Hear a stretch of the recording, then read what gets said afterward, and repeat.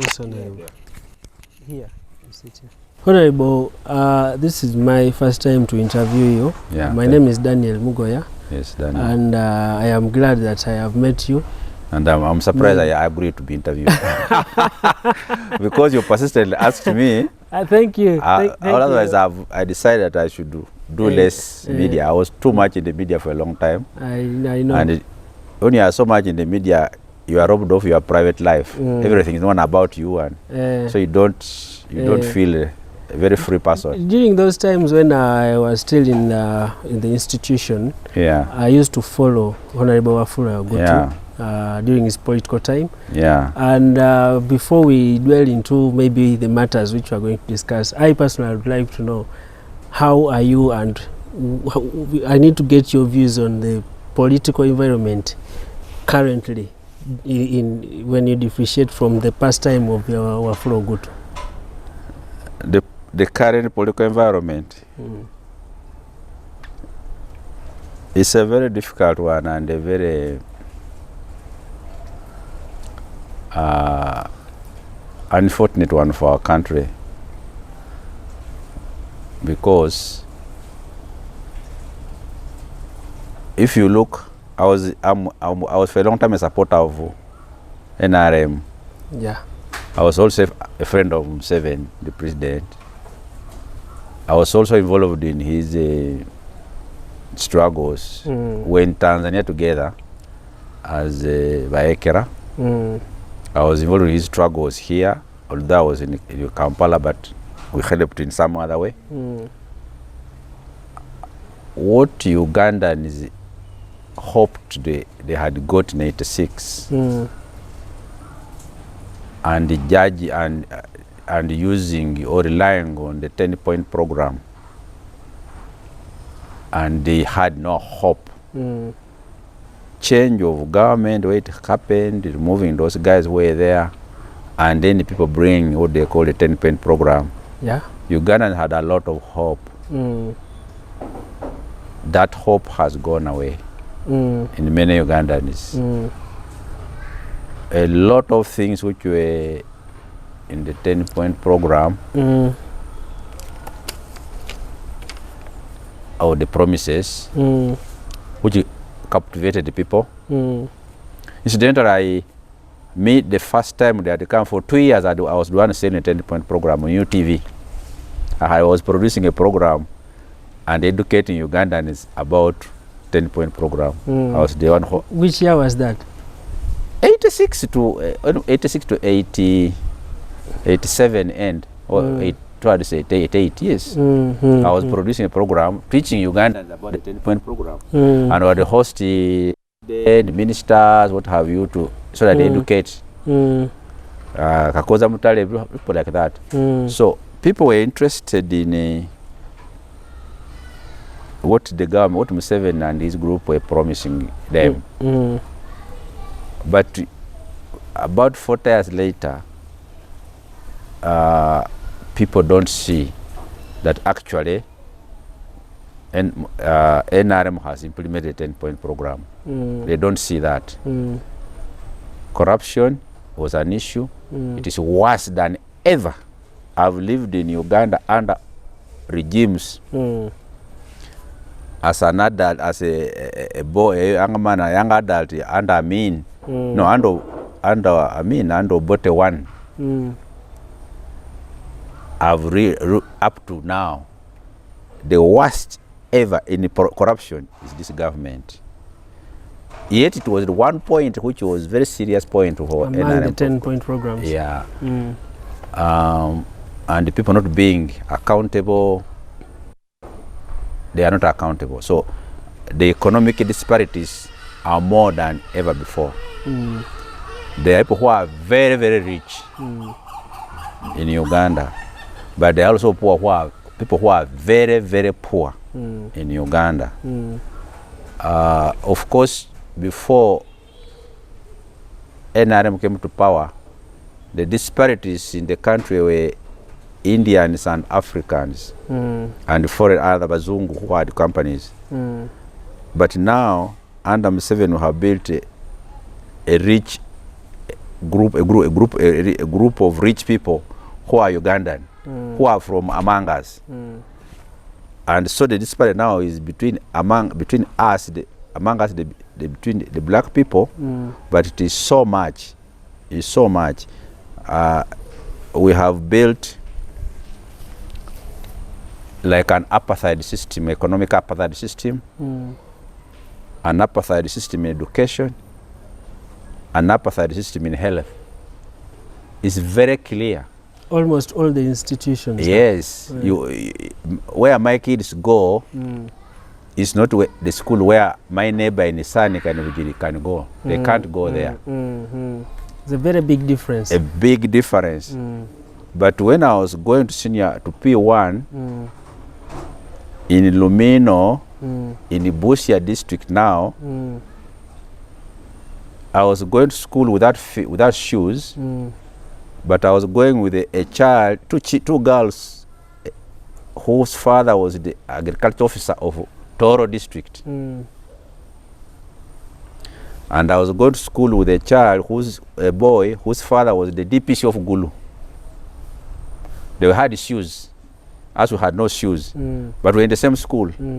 And we would pass and go to any school in Uganda. That ended. If there's a miraculous kid today who goes to that school, Breke Primary, and come and passes exam, and is admitted in Budo, will not go there. Because fees in Budo is about 3 million. That is the earning of the whole clan of that child today. So that disparity has come, which I call apartheid. Health. We used to go to Lumino Health Center. There were about 10 beds for women and about 10 beds for men. And I think it's a few for children. Would be admitted that there was medicine. There was no question of saying there's no medicine. There was no question saying that you can go there and there's no medical assistant. Never, it never happened. They were there dressed in their white and wearing those things they wear here and were there. The medicine was there. And whether you're a child of a minister, you went there. Whether you're a child of a peasant, you went there. There were no private clinics, they were not there, apart from there the Catholics. There was nothing like discrimination. Nothing. So there was no discrimination. So now all those things are here. So Ugandans look at that and they see it becoming deeper and deeper. You go to parliament and see that they are caring more about themselves, not about the people who sent them to take care of their taxes. And see that the taxes they pay are taken back to help them in the schools, in the hospitals, in agriculture, in the water, in the roads.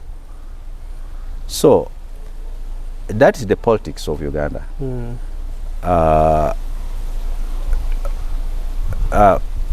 Democracy, the NRM talked about democracy, and they didn't want they wanted democracy, then movement democracy. Then eventually they are forced to allow multi-party to come back. Yeah. But they are not multi-party. You can't function as a party as they are supposed to be.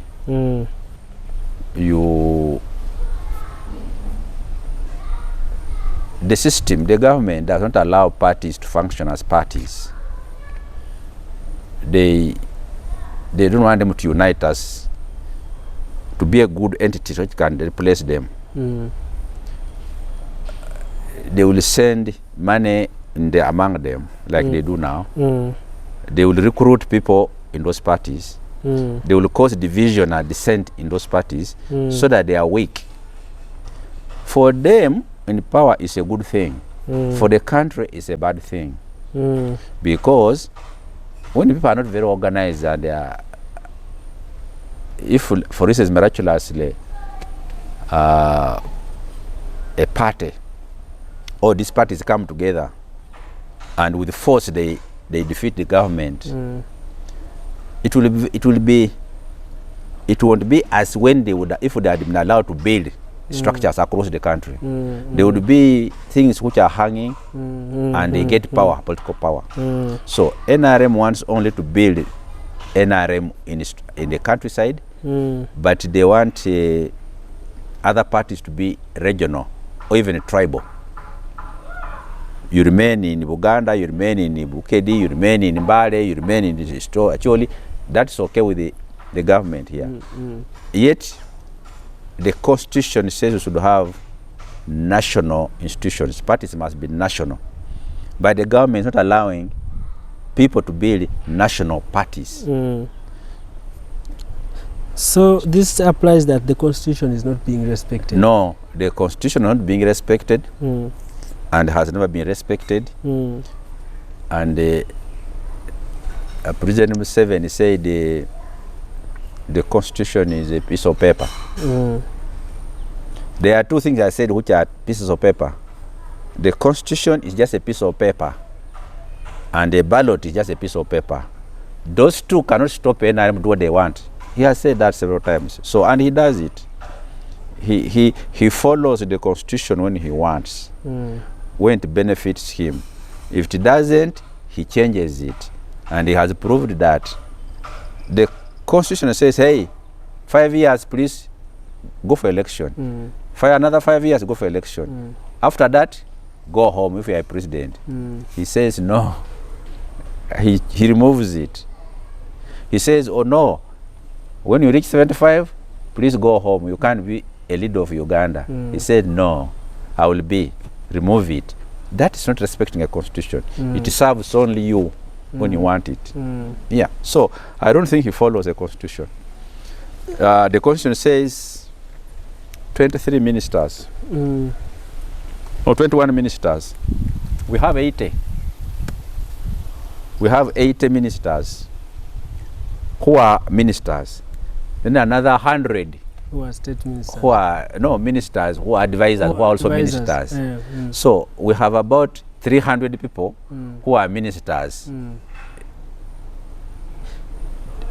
against the constitution. Yeah. So the state of our politics is that now, because the president has not followed the constitution and the aspirations of Ugandans, which he promised them in 1986, there's anxiety in the country. People don't know where we are headed. If Museveni dropped dead tomorrow, there will be chaos in this country. Maybe he has told us that, no, if I die tomorrow, my son is here, he's going to announce. But it won't be the same. If it happened like that, this country will break into pieces. And yet the president, Museveni, had a chance to build a country which lasts and endures his departure. But the way I see it, people will break up into small groups. People are worried.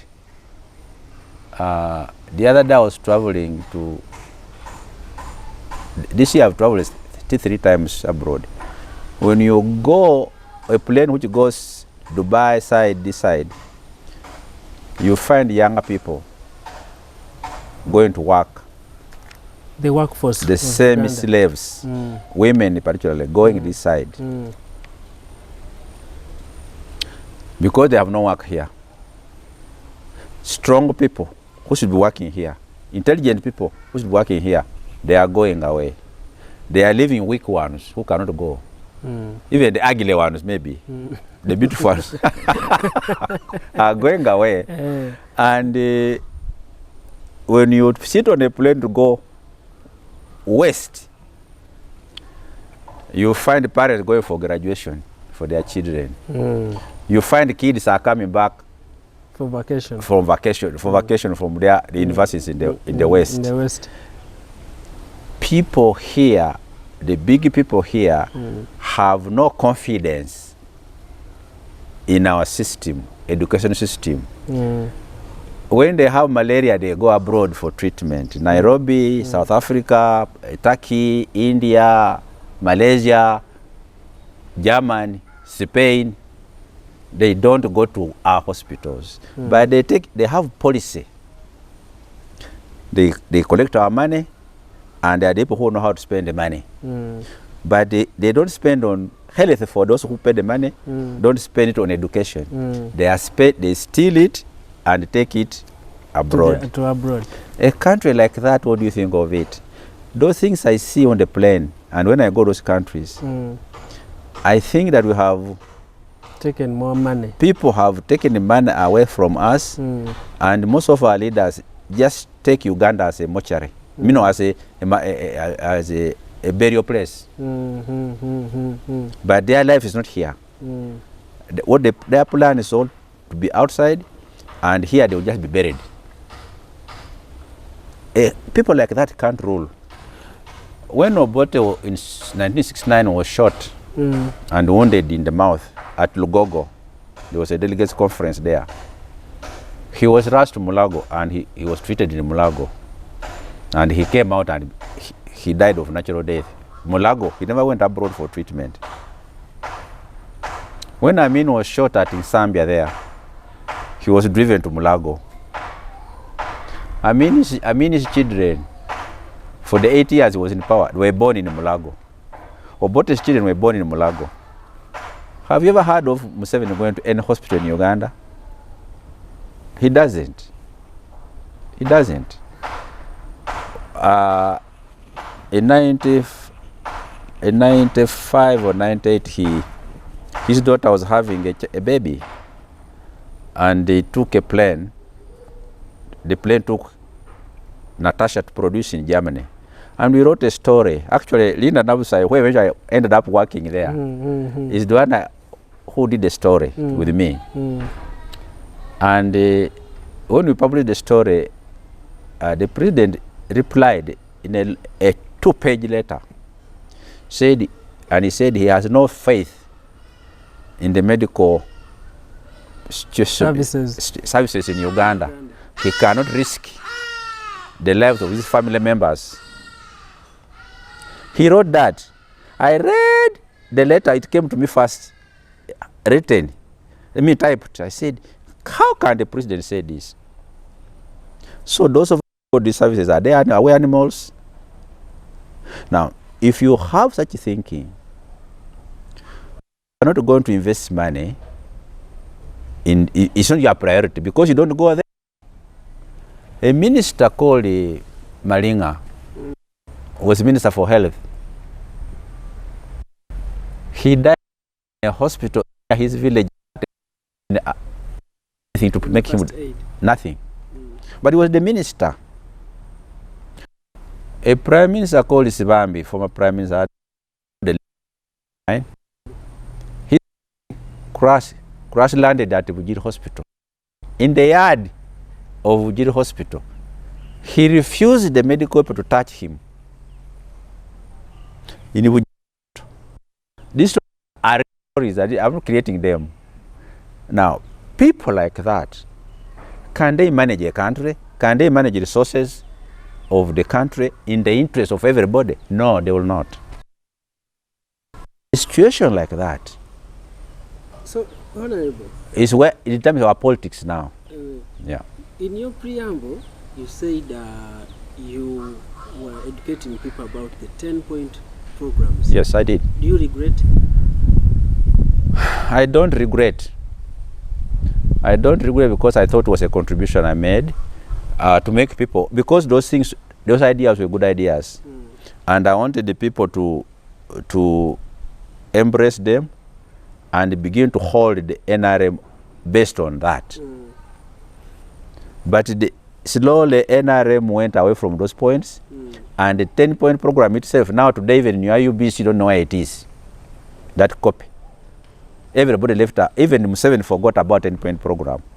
Occasionally he says, you know, we are building an independent, self-sustaining economy, independent, national, whatever, national, independent, self-sustaining economy, or national economy. It ended in the bush. We forgot all about it. That's where I find a bit maybe I regret that I wasted my time. I didn't waste my time. People change. You work with the people, you can work here, Msamungoya, we work together, we are friends, and you turn against me, or I turn against you. You can't even take my wife, or I won't take your wife. It happens. You even want to kill me, it happens. People happy, people change. Do you change that? Why was I ever a friend of Mugoya? And we're together in school, and we're good friends, we'd share the bed, we shared bananas together. Do you regret that? You don't. People have changed. You accept them in that form and you leave them in that form. So those of us who were with Museveni, for instance, in Dar es Salaam, in the exile, who worked with him here, we accept him now in his form, but we don't regret having been working with him. Why should we regret? Yeah. Then how was Museveni in Dar es Salaam? If you can he was another person. He was another person like me. He was just ordinary. He was heading his small group there, the Foronasa. We were there with the, what we call it, Changombe group, which was headed by Ruzindana and Professor Mamudani. But we used to meet in Ruzindana's home and discuss, or Yash stand on his home. No. Nabudere's home. No, Omonyi. Yamdere's home and discuss Uganda. Ordinary person. Any of us could have been what he became. But apparently, he was more focused on becoming a president, which we didn't know, as we were more focused on removing Idi Amin and building a good society. He focused on becoming a president, as we focused on removing Museveni and having freedom and coming back to do our professional work. Yeah, removing Idi Amin and coming to do our work. But so he had a better. What was the mismatch? Were you not sharing ideas? We were sharing the idea, but he would never tell you. He would never tell you. He would never tell you. He has his mission was clear to be president. Yeah, he has since, you can see in Masad City, he has since told us that he wanted to be. It never occurred to me at any one time that I would be president. But we were not different at all. Actually, I knew that I was earning more money than Museveni in my work. I was editing books in Tanzania Publishing House. Museveni was a teacher in a cooperative college in Moshi. And my salary was, I think, 500 shillings more than his. You know, because I was in a parastatal, he was in the government. But people just had, we all had just degree, one degree. And there was no big deal. We are just the people, just the same, younger nationalists wanting to free Uganda. That was so. Museveni has transformed.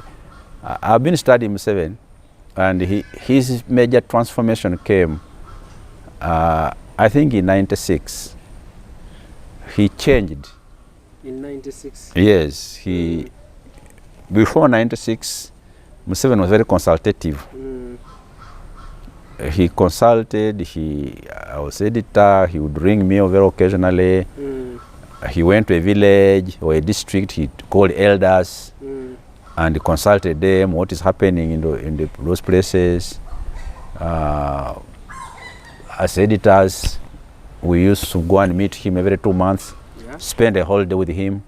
As editors, we leave the cameras and the pens and just talk, and would tell him a lot of stuff about everything about him and about his ministers and the government and armed officers. He would tell us also, and we would have breakfast with him, have lunch with him, have tea in the evening with him, have dinner with him, and come back at 9. That used to be every 2 months.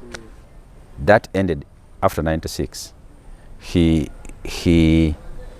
I think after the first election, maybe he realized he's very popular now, and he doesn't know how to put him into power, because before that he knew that man shot a gun and he helped him to come to power. That one lost his father because his father was fighting for him. Then he still had the memory. Yes. Now, now he knows that no, he cannot say this one bring me to power. He doesn't know who elected him, who elects him. So he just takes but he changed in '96. From my study of him. Do you think he changed because he met new friends? I think he became arrogant. He began to develop dictatorial tendencies after that. And he began to despise people. He despises the intellectuals, he despises ordinary people, he despises people after that. You don't consult people you despise. I think he despises even those he appoints as advisors. One time I asked one of them, a friend of mine who works with Museveni as an assistant, I said, what does advisor X do for the president? He said, he doesn't do anything. I said, why? He said, do you think that one can do anything? I said, then why is he appointed? He said, no, some of these jobs Museveni uses them to allow his friend to have pension, have a car and a house in Kampala, and they die and he buries them. That's all. They are not advisors, these old ones. So I said, oh, so if Museveni now appointed me advisor, he will just be hoping Wafula, when Wafula dies, I will bury him. Wafula should have a car and a house. So maybe when you realized that he had changed, and this was your long-time comrade, did you try to look for him? Yes. I did. Up to 2004 when I retired from Monitor. I think my relationship soured so much in 2003 when he closed the Monitor for 8 days. I was very angry with him. I wasn't angry with him when he banned advertising for Monitor for 3 years. I wasn't so much angry with him, but I was very angry with him when he closed the paper for 8 years. I mean 80 days. I was very angry with him. But before that, he would call me, and we talk on the phone for a long time. He would call me to his home. How many places have I not been to Museveni? Roasted lodges, where? Only Kasoza I haven't been. Kisozi. But he would call and we talk, not for a minute, talk for hours in his home. And picking your brain, and he said, you can't be doing this, but this is not right, but this so done this. Yes, we used to. And the route you are taking, when you take us where one day we had a conversation on corruption, and he told me, you Wafula, you are like a padre. A padre is a priest. You are like a priest. You are very puritanical. You fear state power. You think those of us who are in the government are sharks. Which year was this? That was before. That was 88. And he said, the corruption these days is better than the corruption of during the past regimes. And he said, during the past, people who stole, they took the money away. But this one who still now, they build houses here and the hotels and apartments. I said, that position he's arguing recently, he told me in 1988. So he was just reiterating. Yes. What he told me that in 1988 in his office on 1st June. People thought he first told me to come here. 1988 on 1st June, he had appointed me an ambassador, and I went to tell him I don't want to be an ambassador. So we talked. I met Museveni many times, two of us. He would call me to quarrel with me, and after quarreling, I would also quarrel with him over issues, and then we would talk and just discuss. But quite all the friends.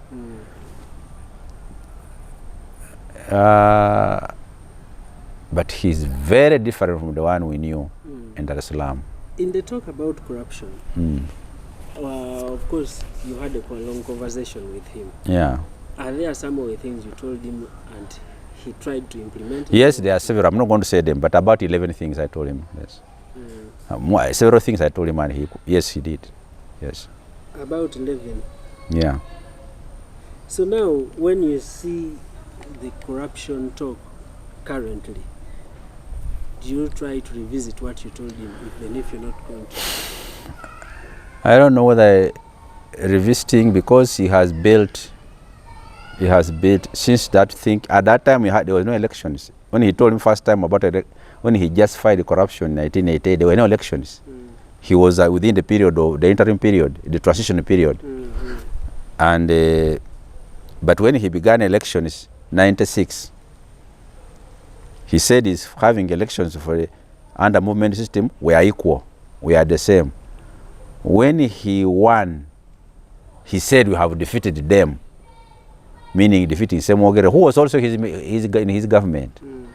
So I wrote an editor asking, defeated who? Them who? Because we are all under movement system.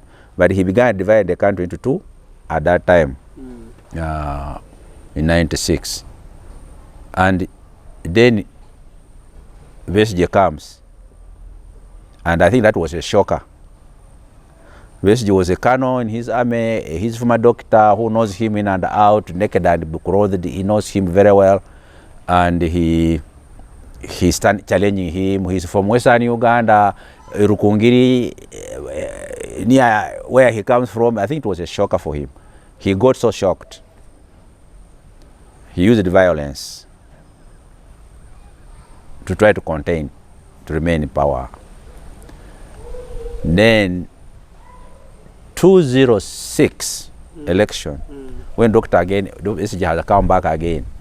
Now, he began to employ both violence and money.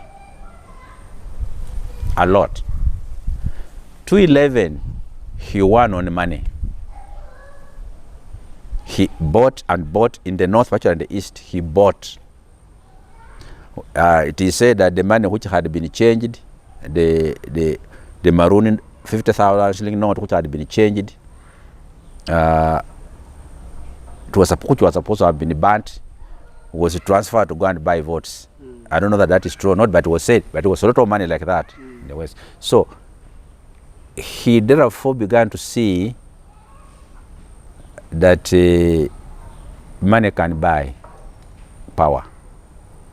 Ugandans can be bought, whether they are Wafulas, the middle class, or Uma, a peasant, or Senyonga, a driver of a taxi. They can all be bought. Then he began to commercialize elections. When you commercialize elections, then everybody who goes into politics and wants to be elected must use money. And there are not very rich Ugandans who can use money to buy the vote, the power. They borrow, they sell land, they do what. When they win, they must pay back the money. So they must steal, because what they are going to earn is little. To cover the gap. To pay the debts. But here, you go to parliament and they are paying you 20 million shillings, and the peasant is burial, there's what, money is not enough, but you owe somebody 200 million. So where do you get? Then you begin making the funny thing the MPs do. Basically, MPs, this parliament of Uganda, and when I was there, I saw that. I told them when they took me to committee to discipline me, and I told them, if you try me here, I will say everything I know this parliament. They feared. They left me. Because there's so much, I don't think there's as much corruption in many of these organizations like in the parliament. Why? Because the MPs have no souls, because they sell themselves to go and pay debts and also save for the next election. So this has been brought about because of the way Museveni has handled the building of democracy in Uganda, and particularly this element of politics, of elections. It is not an election that people get the leaders they deserve. People get the leaders who have bought them, and that's unfortunate. Yeah. Do you think the president as an individual should be greatly blamed, or even the people themselves, because it starts with the mind? The people, a little bit. The people are a bit foolish. Us Ugandans are a bit foolish. We are foolish because we don't stand up for our rights. Somebody comes and does something wrong, and we don't call him out. We say, no, you're not going to do that. somebody comes and begins beating an innocent person there, and we watch and take pictures and cheer, and that somebody is injuring somebody. There, in a way, we are a bit foolish. We are not strong or brave to stand up for our rights. But that ends there. The big mistake goes to the president. The president is supposed to not only just guide the constitution and we eat and sleep safely. He's supposed to build the people, to build the people he rules into better people than he found them. People who first and foremost who must hold their leaders accountable, whereby you build a proper society which is fair to all. And the president should do that in various ways. How he conducts himself in leadership, the education he gives people, the way he relates to people, the way he wants people to relate. He's a father of the country. It's like a home. If your kids are wild, doing things, beating neighbors, stealing chicken in people's homes, and bring home and you eat and laugh, you should be blamed. Without questioning. You should be blamed if you don't question. No, but you can't question and eat. When you question the kids, you will stop bring chicken or neighbors in your But instead you will tell them that, okay, if they are stealing from the nearby place, it's okay, as long as we are sharing.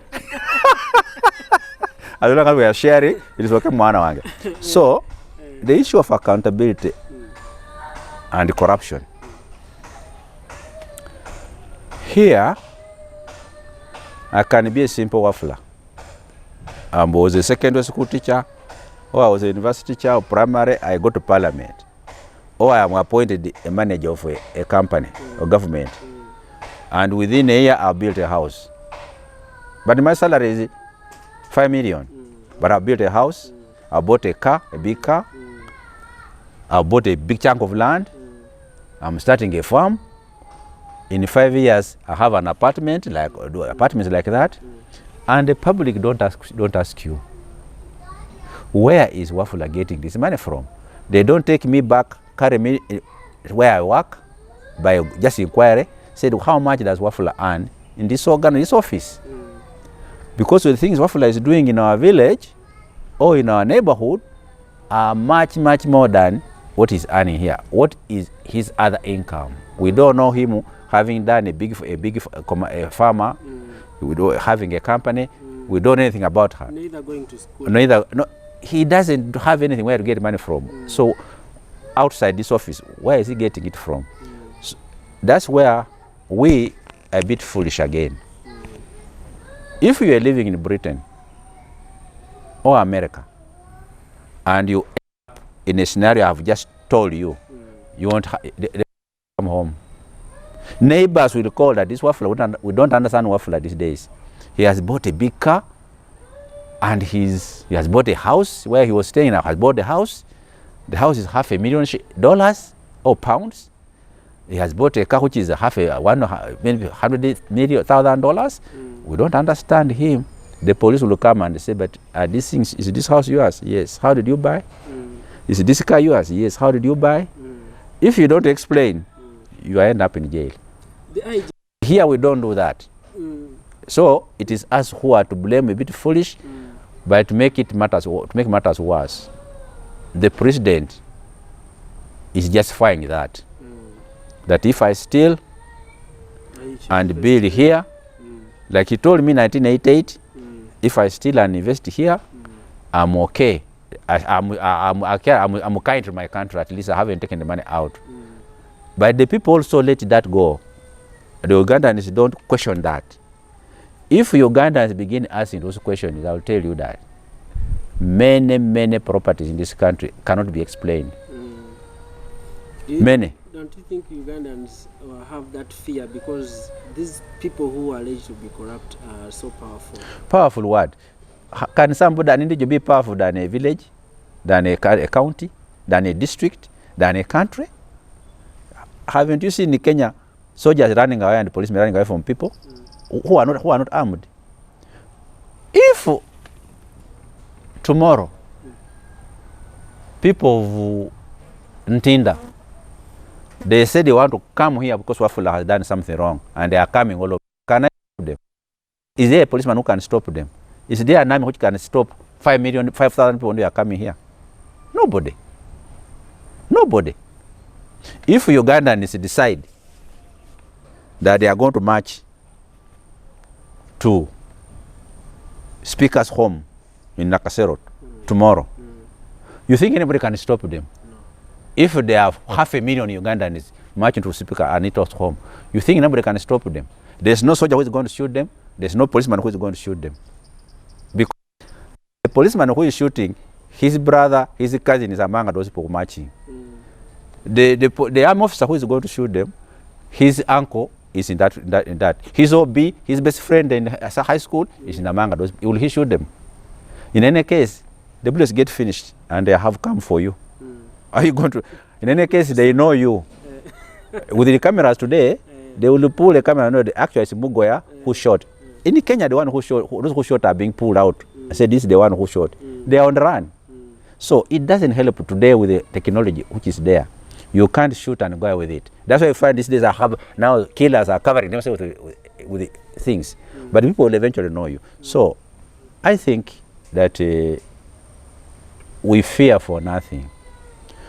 People, any leader in the world fears, number one, people, not the army.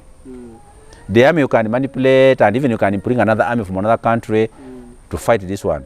But the people you can't. If the country has said, no, go away, you are going away. You are going away because what does it mean to say you have power? Authority you have, power you have. What does it mean? It means people have agreed that you, Mongoya, yes, you are our chairman.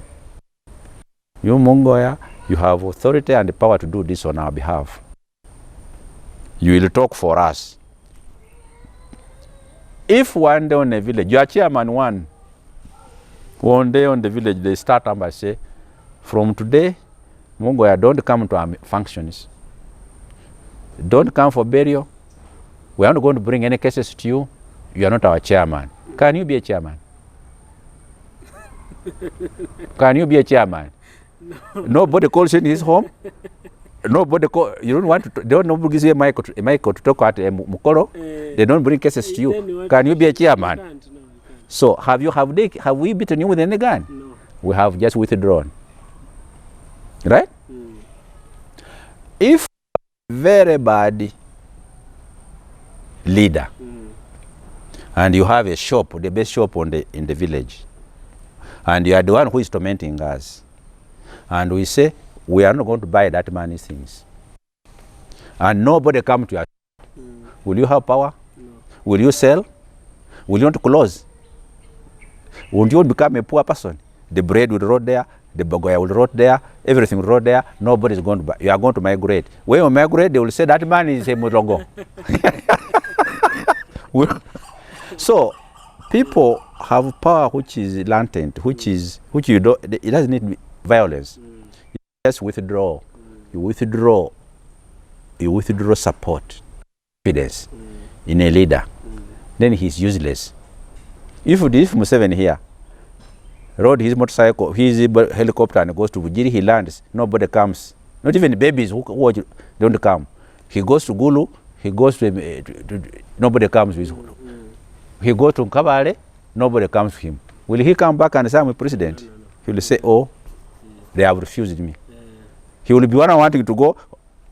Can we talk? Who is organizing them? Can we talk?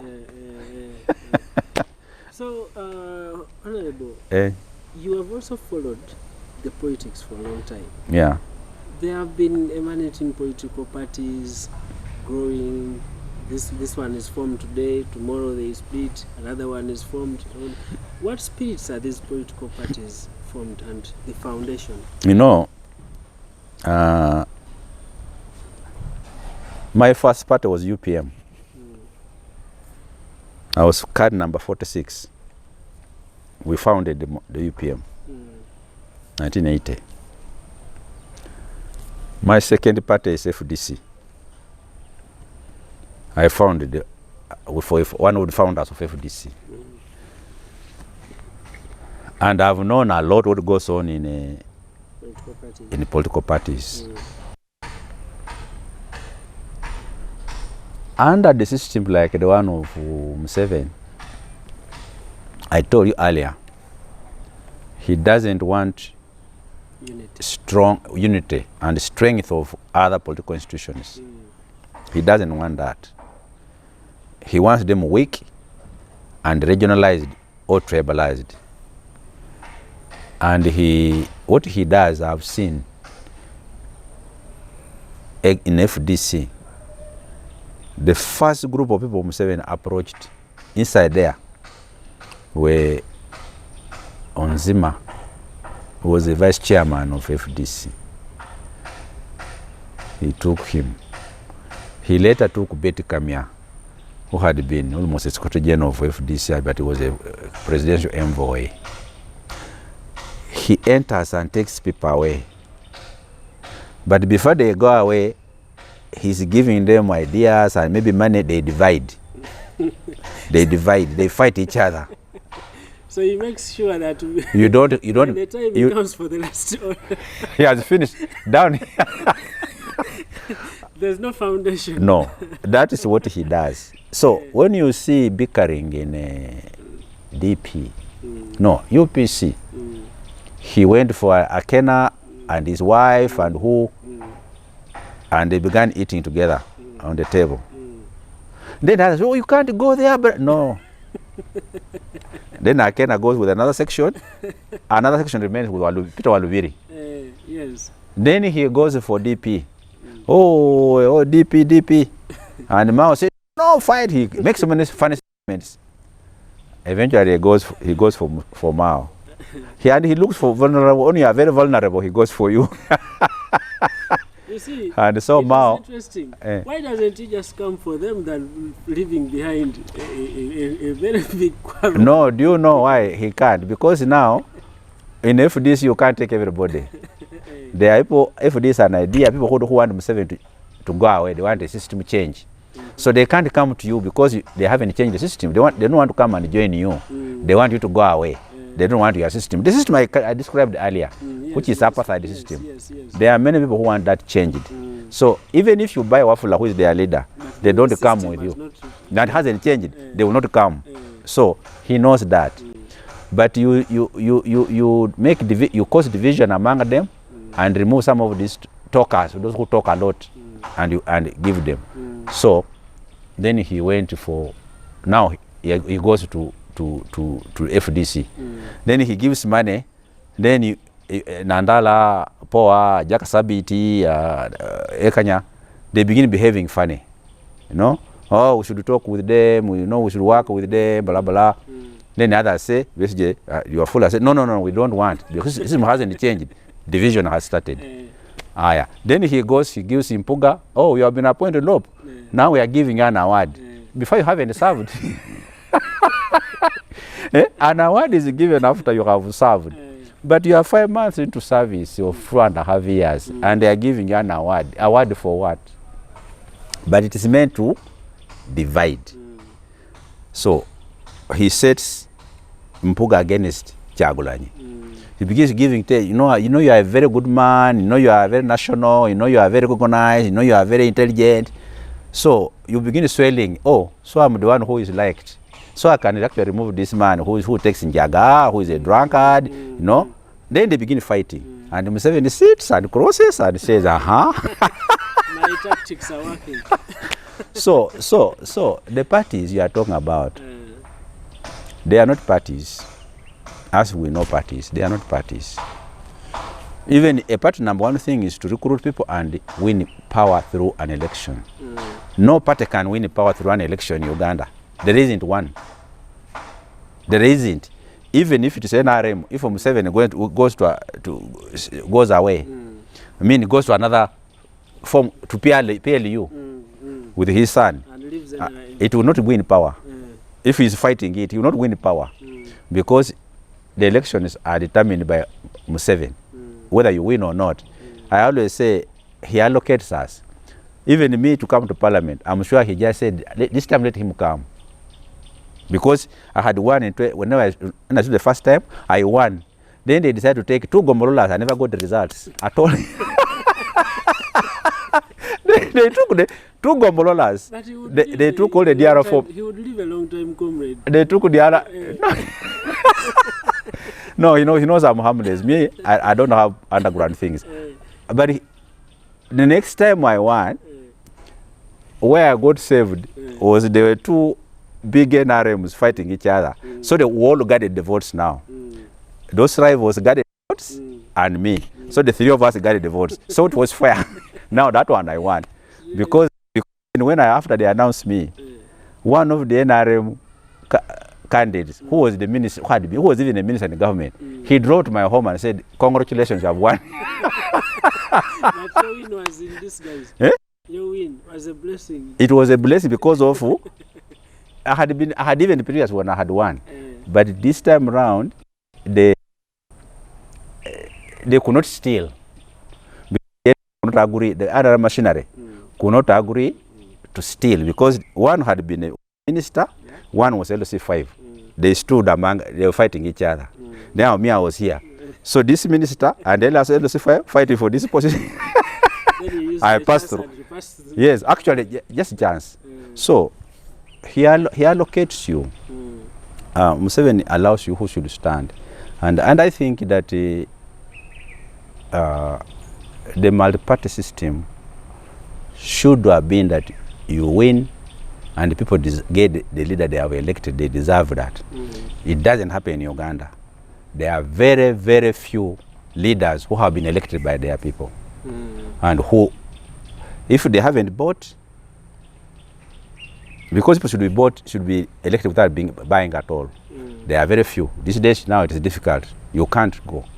Then you can buy and win, and if Museveni doesn't want you, no. Last time I stood, I had a very interesting experience. Somebody I know rang me, my nephew, and he came. He rang me and said, "You are going to win. The 3 researchers have shown you are going to win, but you are not going to win." I said, "What do you mean?" He said, "We have just been discussing, and a friend of mine is coming from Entebbe. They are from the same area. He will come and brief you." That is 2 days to election. So that guy. So the person was giving you predetermined results. Yes. That guy comes and meets me, not in my home. He meets me on the road. We park our cars on the road. And he briefs me what they have planned. And they said, the only way you can do is maybe if you talk to the system to go and work with them, then it will be allowed. I said, "Me, Wafula, to negotiate, going to talk to the system, to do at night so that I can go, and I say, when I pass, you help me, and then I pass, I go to work with the system. I'm not going to do that. You tell them it won't happen like that." And I went and I left my campaign team in the home, in my house. I came back and told him, my man told Papa. And what they told me happened. Because on the day of election, they sent soldiers through the NRM candidate, and when my team left home to go and now distribute agency letters and money at night, they were driving around the constituency. One point they were waylaid and attacked by those soldiers and policemen, and they took away all the money, all the agency letters, and beat up people. The man whom we phoned me talking to was my campaign manager. He was beaten. He ended up in hospital. We are voting tomorrow. We are voting the following day. And my cars, 3 cars were smashed. 2 of them are there outside. They were smashed. And I had been told that was going to happen. And I told my campaign, they are going to be rough on us. So we can't do anything. Because me, I'm not violent. And I will not do anything. They can do whatever they like. So that can't be multi-party. That cannot be. Multi-party is that leaders, people should get a leader they want, they have elected, which doesn't happen. Maybe something we might have not talked about. How do you leave UPM to FDC? UPM was a party which is a grandfather of FDC. Of FDC. Well, some of us were in UPM. UPM people went and formed they went to the bush. Museveni was our leader. Museveni was the leader. They got the bush. Some of us remain here. When they come back, we form the NRM government. Yeah. When the parties are coming back, some of us try to resurrect the UPM. And Museveni, no, Bidandi Sali, who was the SG, issues a statement that FDC had been, UPM had been suspended indefinitely. So it can't be resurrected. That is Museveni, and that is Museveni. There were no laws that the leadership had decided. So that's Museveni. No, here now that was when they had been in power for almost 10 years. When they were resurrecting parties. So it was Museveni and Vidandi and I don't know who. Then FDC, I mean the UPM was kept. Then but meanwhile we NRM, that time we NRM, which was a no party thing. But it was one part actually, one party system. We're there. I think it was NRC. NRC was from the bush, the parliament from the bush, which was expanded. Yes, and then eventually we have elections and we have a parliament. But the UPM, remnants of UPM remained, and some of us ended up in FDC.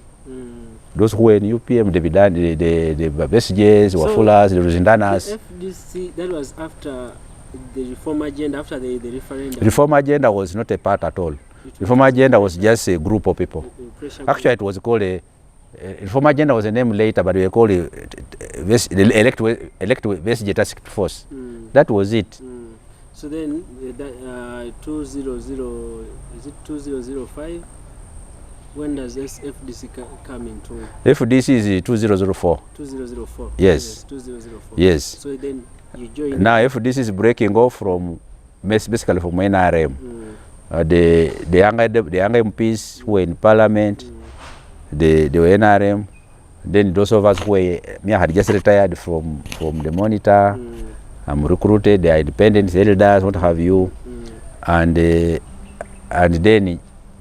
Chapa had a party, small party, where Katonga is. The owner of that house is the one who had a party, NDF, who combines with the reform agenda and the PAFO, which is an organization of the MPs, young MPs, and they form FDC. Yes. So someone would think that when these people came out from the bush, you would instead celebrate success and then let's go with them. Yes, we celebrated. We celebrated in 86, and the parties were returned in 2003. We celebrated and even worked. I just didn't take it. Where were the differences now for you to cross? No, the Muramwa. Because really me, given my background, I grew up as half orphan in poverty. And I feel for poor people. I do feel. To the extent that me, ever since 30% of my income, I spend it on charity, on people whom I help, especially school fees. And I would like a society where people go to school without being given charity by people. But the taxes, I started on tax. Me from senior 2, senior 1, I have never paid school fees anywhere. I have always enjoyed taxes from the bursaries, grants. I've always been given by the people of Uganda. And something which is not there now. And I want that to come back so that a child who was like me, who is like me, who as I was in Lumino, as Museveni, who was in Chamate, who has no shoes like me, you also end up in Makerere, in the university. That society is not there. Why? That's what we are fighting for. And the people should stand up and question that. That when I buy this simu, I pay tax. When I buy this glass, I pay tax. Yeah. When I buy these rubber shoes, I pay tax. When an old woman buys salt, pays tax. That money is collected here, but it's not spent first and foremost on them. It is spent on a few people here. That is what we are fighting against. And so we saw that NRM was headed that way, and we said no. I remember we met in Ruzindana's office when he was IGG, and we said, but this can't be. This route we are taking, no. We said, no, it can't be like this. When he went to Parliament, he was pursuing that line because we have seen clearly the group around Museveni had changed. They were driving the Achigar differently. Actually, I told him Museveni, he came to KFM, and I was called to go and receive him as a director of KFM. And when we were walking up, he said, Wafula, what are you doing? I said, I had retired then. What are you doing? I'm retired. Why don't you come and work in the government? I said, no, I'm doing community work. Said, why? You have turned a reactionary. I said, no, it is you who turned a reactionary. You are driving your bus in a reverse gear in the bush. We were walking upstairs like this. I was telling him, we're joking. And I made that, by the way. That's how we left. Because we thought that Museveni and his team have forgotten ordinary people. They are more concerned about keeping power and amassing wealth than helping ordinary people. Those stupid things they run about, the Mioga, PDM, Bonabatandi, Bagagawale, and Tandi, those are stupid things, Panado, just for fooling the public. There's nothing I've not seen in my village, in my county, in my district. Anybody who has come out of poverty as a result of those things. Just nonsensical things. There are better ways of doing things. Actually, the cooperatives, which Museveni sold off to his brother, or which he destroyed, were more significant, were more effective tool for fighting poverty than these things which are people lining up for money, handouts. No. People were not lining up for handouts under cooperative. You dug your coffee, you grew your coffee, you went and the price was determined by the government or by the coffee people of the whole country, and it was the price. Wherever you went, you found that price. When the price was too high, because the coffee is little, they kept that balance in the store. They kept that balance of the money. It has nothing to do with the forces of demand and supply. No. They kept, if there was too much coffee and the price has fallen, they would bring money from the buffer fund, and they pay the price which they have determined a big price. There was no drop, Mugoya. I just grew cassava last year. Cassava was 800 in my village. When I went to the village last month, I asked my sister, because I have my 10 acres of cassava there. I said, He said, the cassava now is 200 shillings. From 800. So it's a very big margin. That never happened during that time, because the cooperative would know. If the price tool now, like if it was during that time, the price of cassava would be determined at least at 600 or 500. Then the cooperative will find the 300. And the price 200 will never occur.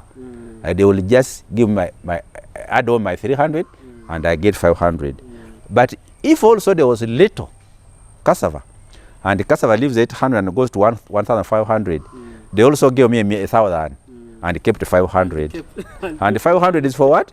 For give me 300 later if there's a problem. That's how it used to be. And peasants would budget on their produce. That I've grown my acre of cotton, I'm going to buy a bicycle, I'm going to marry a second wife, I'm going to pay fee to buy this for my kid, and it would work.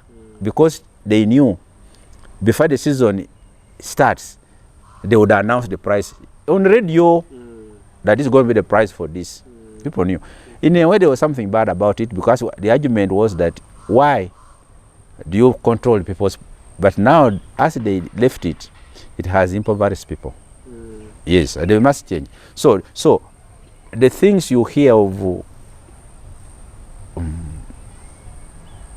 social, this thing they give us, they give people, they are useless. People must be. You don't get Mugo, I just left senior 4. The young man there just left senior 6. Then you say, we are giving you a loan to start a business. What business? Excuse me. What business? Mugo wants a smartphone. Number one in his mind, he wants to be on smartphone. That guy wants to buy a music system, and you give them the money like that they will go and wait for 6 months growing coffee. They will not go and do that. That they are growing cotton. They are going to buy a smartphone and buy the music system. Then even by the time you bring the money, the person has debts. To pay the debts. So, but if you find a young man who is welding, a young man who is trading in Mukene, who is doing furniture, a young man who is packaging water for poor people, and you give him money, it makes sense. That one will grow, because already he has a skill of this business, and he wants capital. Yes, but you don't get somebody because an NRM, and you give him money. He has, I experienced this when I was MP.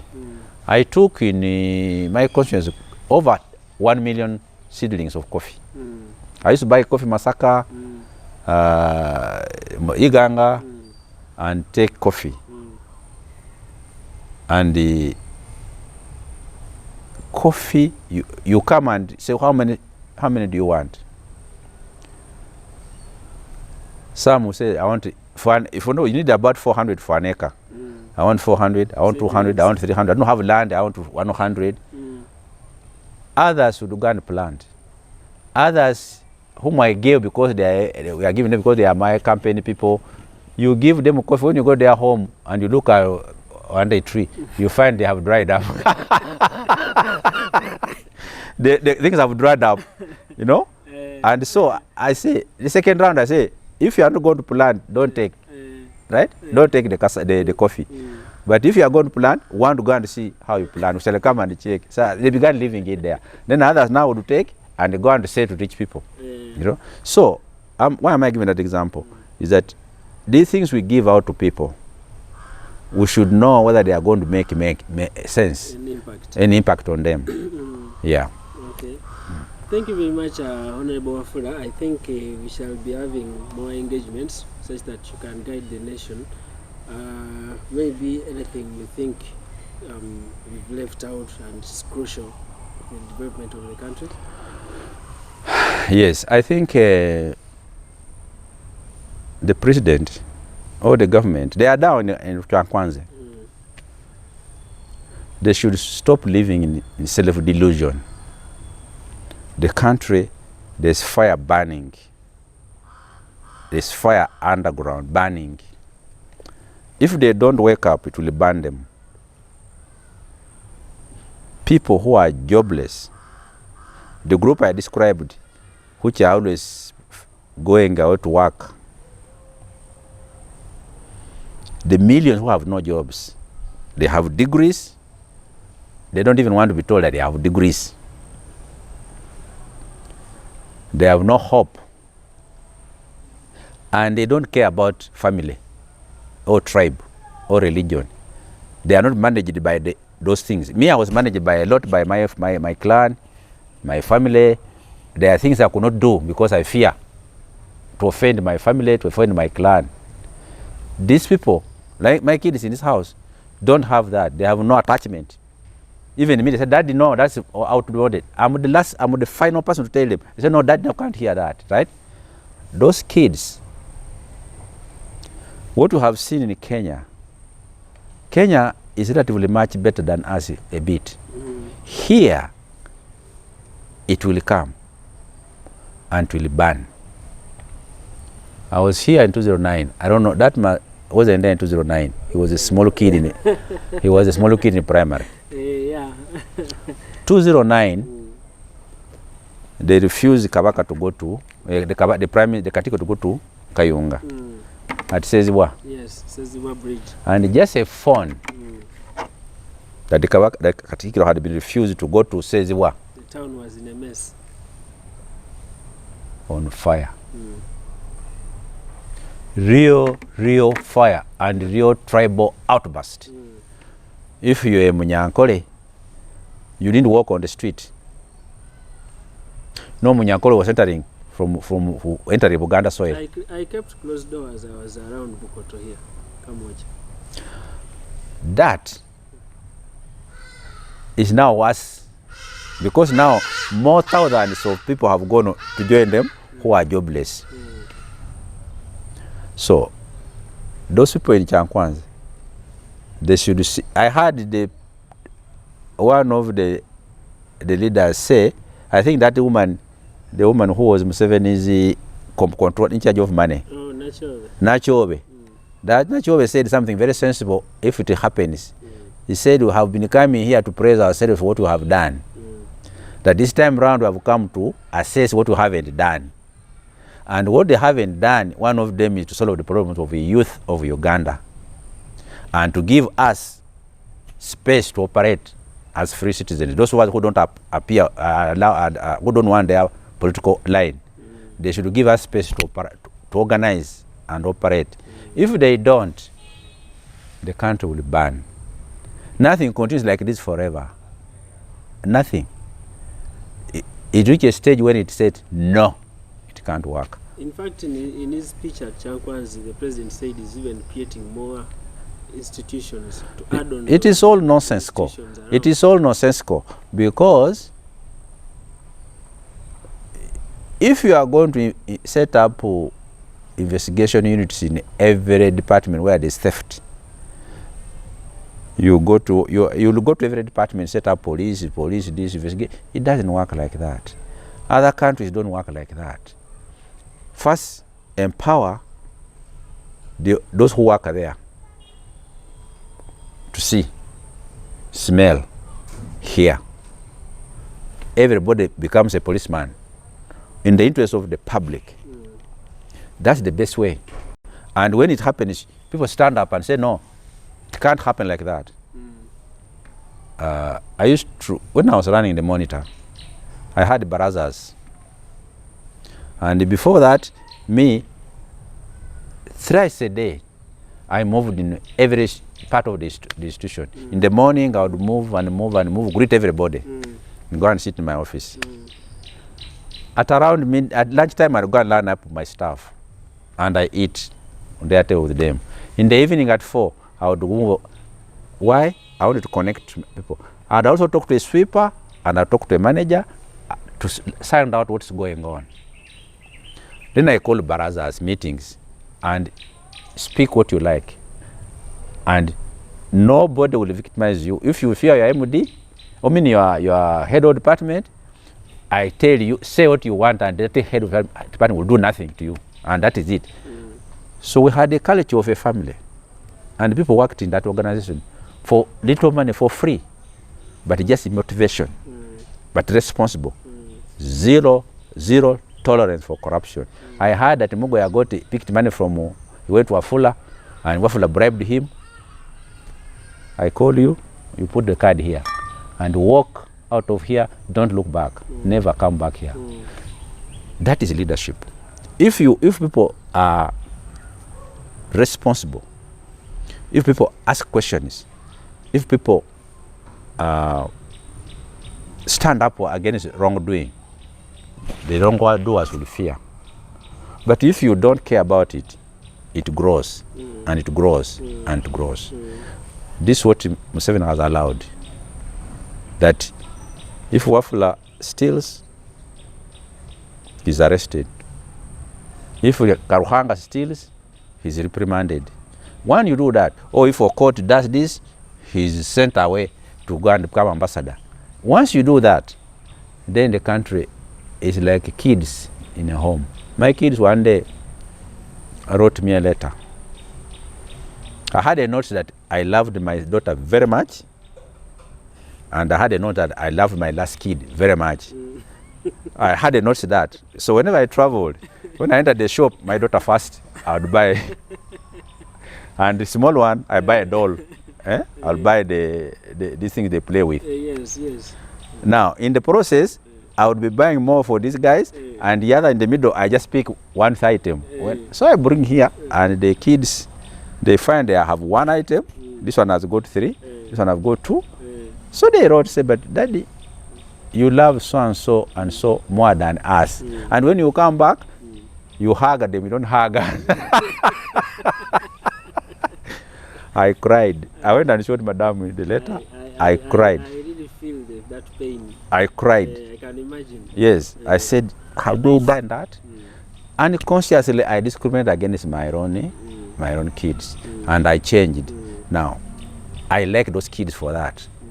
After that, I began holding barazas where we criticize ourselves, say, you. I said, you criticize, we all turn on you. You do this, you do this, you do this. We finish you. What do you say? Then we go that one. You do this, you do this. What do you say? They come to me, Daddy. Daddy, you do this, you do this. Daddy, you don't give us money. Daddy, when we're in Makerere, we have to cheat you, have to lie to you that we are going to do this so to give us money. You don't want to give us money. I say, I'm sorry. That happens now. If you do that in an organization, there's transparency. Everybody is responsible. You check on corruption. You check on wrongdoing. And you actually increase productivity. Because now everybody feels my idea matters here. My contribution matters. It works. I used to work in UTV. I was in that ministry of yours. I worked there as a news editor in an organization which you don't know. You have not heard, Uganda News Agency. Idi Amin set up a news agency. And it died during Museveni's time. There was a news agency which supplied, we got information and supplied the news to other different media houses. Yes, but mostly it was UK, like Muno, like Taifa, and UTV and radio. It is not there, but we also had a system there where we respond to each other, have discussions, meetings, and it was working. So our country, you told me to ask to say what is those Chankwanzi people, those people who are in the government, they may not know what has happened in Kenya. MPs are not sleeping in their homes. They have burnt 6 houses of MPs there. They have destroyed businesses of MPs. They haven't even begun going to the business people. You don't want us to reach there. You want to stop that. You know, you are an MP. Yesterday you were campaigning on accessibility. Now you come back with iPhone and another iPhone and a big car and wearing a gold chain. Excuse me, why are you telling us that? Why are you showing us that? Why are you throwing that opulence in our eyes? But we are poor, we have no shoes, we have no medicine. Our kids go to UP, there are no schools, there are no books there. Your kid goes to a school, you pay 3 million a term. My kid goes to UP, you give them 3,000 shillings a term. 3 million is education. And 2,000 shillings, 3,000 shillings is also education. 10,000 in a year. 10,000 in a year, actually 7. 10,000 is for Kampala, but for the village is 7. So a term is 2,000 something, 2,500. That's for a kid to study. But Wafula's kid who is in whatever is 3 million a term. Can that the episode I talked about? Does it hurt me? The one who doesn't have, it hurts. It hurts. Where does the money come from? It's not Wafula who makes all that money. Every poor person makes that money. So why would the Wafulas make that money for themselves and not the owners of the money benefit from it? So those are issues which those guys, we shall all by the way all, because we are all in the fences here. Those people outside there think we are all the same. I will tell them, you see me, I worked in the monitor for 16 hours a day. Thank you very much for your time. I believe I will get more time. Yeah, it's okay, no problem. We guide them. Yeah, good. Thank you very much. Thank you.